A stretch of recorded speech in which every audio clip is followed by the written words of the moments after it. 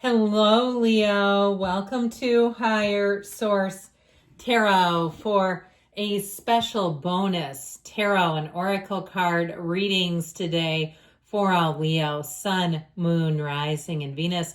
We're going to do these bonus readings to celebrate as the veil grows thin between the human and divine. This is when we have our most accurate psychic abilities, where we're unfettered, where it feels like the communication between us and our spiritual teams seems to flow so much easier. So I love this to start off with. You have the energy of the veil, and this is about the future. So pay attention to your dreams, your intuition, those precognitive experiences. Maybe you're having deja vu a lot more.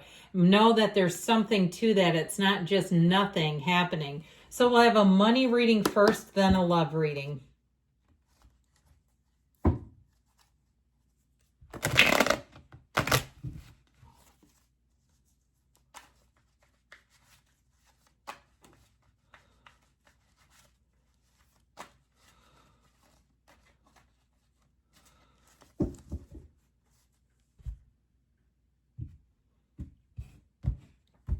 All right, you've got here the World, the Ace of Cups, the Queen of Cups, the Two of Swords, okay? That's in what actions do you need to take, and the Ten of Pentacles. Now we're taking two from the bottom of the deck.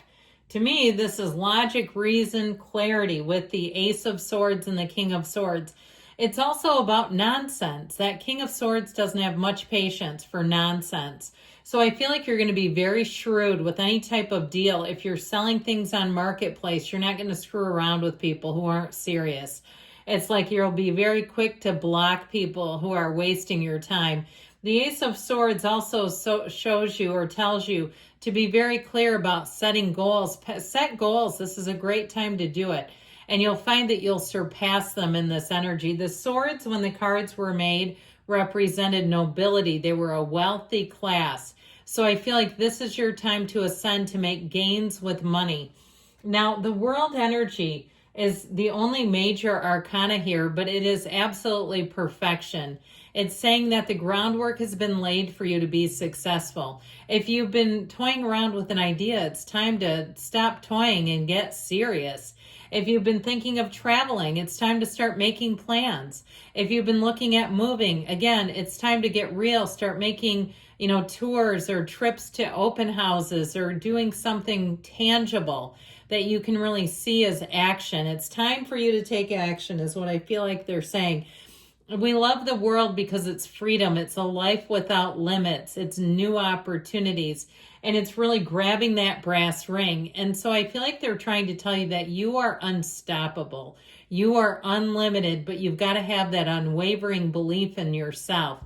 So with the energy of the Ace of Cups, this is a time where you're going to feel that pull. So if you put things on the back burner for a while, where your career is concerned, or a move, or even travel, I feel like you're going to get inspired to get it back out and start getting serious. You're going to be excited about it even. If you start something new, I feel like it's going to be easy. Anything to do with making money, it will feel almost like a hobby. It'll be a job you look forward to. If you're an entrepreneur and you start a new venture, I feel like it's going to make a lot of money because it's the right fit. It doesn't feel like drudgery. Well, you can tell. I've had hairstylists that you could tell were done with doing it. They were sick of doing hair.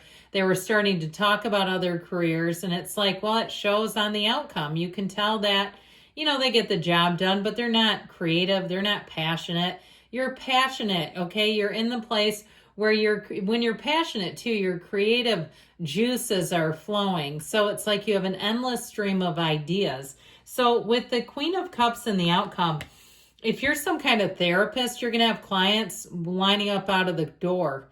Anything you do, people are going to feel it, and you're going to have plenty of, whether it's customers, clients, patients, you're going to have more than you need. But it's also saying that the outcome is exactly your heart's desires.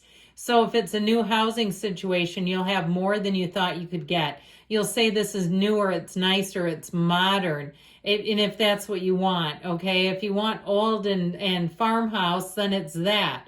but it really is a match. So what actions do you need to take? We've got to get out of this. This is a stalemate. And so I feel like they're telling you it's time to put down those heavy swords. If you're in a relationship and you're fighting over money or you're disagreeing, we shouldn't be that strong and say it's an all-out fight, but you're disagreeing over money, I feel like they're telling you it's time to break free of that. It's time to put down those swords. Something here has you feeling trapped, and you've got to start taking action. There's too much thinking, and there's way too much fear and emotion.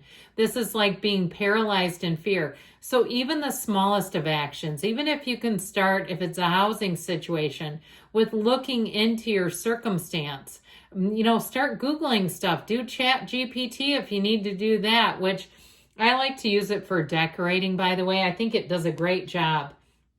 And you can tweak it and it will render images. It's all kinds of fun. So this is what the law of attraction is sending you. Unexpected money. This is the wealth card in the tarot. So I do feel like in terms of money, you are going to be on a winning streak. Even if you're afraid to take that leap, I feel like they're trying to tell you not to be afraid, to trust in yourself, trust in the universe, and go for it.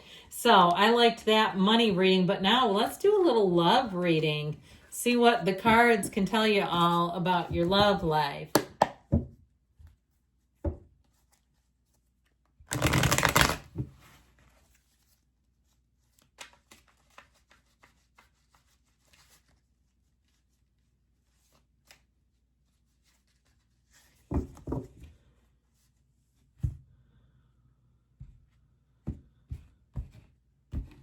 All right, you've got here the Queen of Wands, passionate.